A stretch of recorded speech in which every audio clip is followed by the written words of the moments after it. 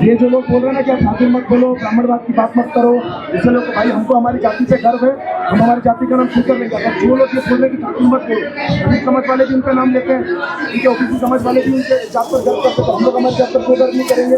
अगर आप ऐसा है कि आप बोले कि ठाकुर नहीं बोले, इसका मतलब संविधान मानते ही नहीं हो। संविधान तो सबको समानता दे रहा है बराबर बोलने की। लेकिन लगातार ये बात हो रही है कि जात पात की करो विदाई, हिंदू हिंदू भाई भाई, तो फिर अगर सभी लोग जो बड़ा भाई होता है अगर वो भी जात की बात करेगा तो फिर सारे ही करेंगे। तो क्या ये जातिवादी जिसे लाकर जातिवादी तो बताया गया है। सरकार ने हिंदुत्व का चूरन बांट रखा है पूरे देश में, वही हिंदुत्व के चूरन के आड़ में सरकार अपना काम कर रही है।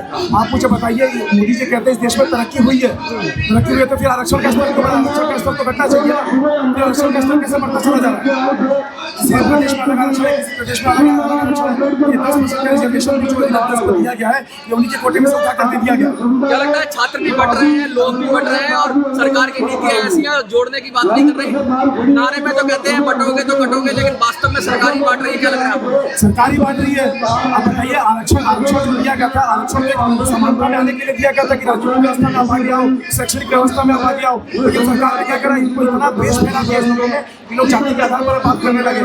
जाति इस भारत की सच्चाई है, आप सब लोग इसको मान रहे हैं और जाति के सब नुकसान गिनाते हैं, क्या जाति के फायदे भी हैं? कुछ क्या कहेंगे आप?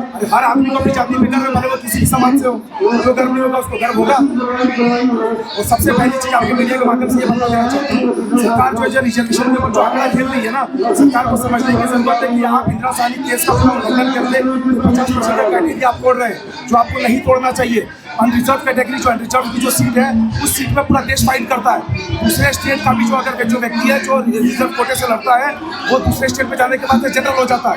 तो सब पूरा देश सिर्फ अनरिजर्व सीट में फाइट कर रहा है।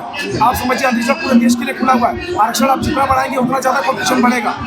आप 90% वाले को काबिल मानते हैं कि 40% वाले को काबिल मानते हैं? कुछ संदेश देना चाहेंगे आप अपने शब्दों के माध्यम से? आज जो धरना हुआ उसके माध्यम में कुछ कहना चाहेंगे लोगों को जो देखिए? हमारी संख्या, हमने जो संख्या की अनुमति मांगी थी 500 से घटाकर 250 करी गई, 250 से घटाकर 100 करी गई। हमने इनकी बातों को माना। हम 100 की संख्या में, 500 की संख्या में हमने उसको कोई नहीं रखा है। हम सिर्फ 200 लोगों की संख्या में भी आए। ठीक है, हम आपको ये बता देना चाहते हैं, ये क्रांति मध्य प्रदेश से निकली है और ये क्रांति पूरे देश में जाएगी, जो जिससे से बड़ा रूप लेगी और अपना सरलीकरण करवा के मानेगी। अभी तो ये अंगड़ाई है, आगे और लड़ाई है, क्या ये संदेश आप दे रहे हो इसमें? हाँ, ये संदेश है बिल्कुल। अभी तो ये अंगड़ाई है, आगे और लड़ाई है। संसद तक घेराव किया जाएगा अगर हमारी मांगे पूरी नहीं। वर्ग के जागरूक नागरिक, ईश्वर अपने आराध्य देव तथा अपने परिजन बंधु को साक्षी मानकर यह शपथ लेते हैं कि यदि आर्थिक रूप से कमजोर वर्ग ईडब्ल्यूएस के लिए आयु सीमा में वास्तविक छूट, राजनीतिक अवसरों में छूट,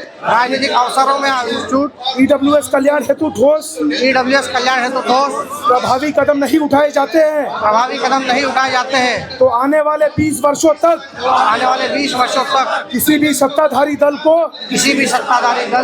अपना वोट नहीं देंगे, केवल और केवल नोटा का प्रयोग करेंगे।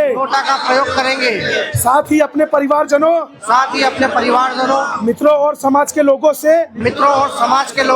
लोकतांत्रिक तरीके से अपील करते हैं कि वे ईडब्ल्यूएस के अधिकारों की उपेक्षा करने वाले दलों को वोट ना दे। हम यह संकल्प लेते हैं, किसी द्वेष या दबाव में नहीं, ईडब्ल्यूएस वर्ग के कल्याण, समानता और न्याय के सिद्धांतों के प्रति अपनी आस्था के आधार पर लेते हैं। यह शपथ हमारा शांतिपूर्ण, लोकतांत्रिक और जागरूक संकल्प है। ईडब्ल्यूएस के सम्मान में, अधिकार और भविष्य के लिए। भारत माता के जय भवानी, जय जय सिया राम। संघर्ष करो, हम तुम्हारे साथ हैं। संघर्ष करो, हम तुम्हारे साथ हैं। संघर्ष करो, हम तुम्हारे साथ हैं। जय भवानी, जय भवानी, जय भवानी, जय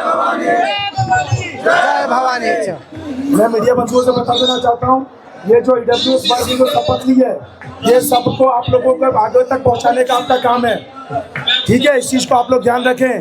ईडब्ल्यूएस वर्ग, सामान्य वर्ग, अगर ईडब्ल्यूएस वर्ग के लोगों को न्याय नहीं मिलेगा तो आने वाले 20 साल तक किसी भी सत्ताधारी दल को वोट नहीं दिया जाएगा।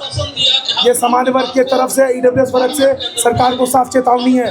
हम आने वाले 20 साल तक इन सत्ताधारी दलों को साफ तौर पर हराने का काम करेंगे, क्योंकि आज़ादी का 78 साल बाद तक भी सामान्य वर्ग और ईडब्ल्यूएस वर्ग के लिए 1 रुपए की भी कोई जन कल्याण योजना नहीं है। और अगर हमारे साथ अगर अन्याय होता है, ईडब्ल्यूएस वर्ग का सरलीकरण नहीं होता है जल्द, तो आगे आने वाले चुनाव में आपको परिणाम देखने मिलेगा। जय जय सिया राम, जय सिया राम, जय सिया राम।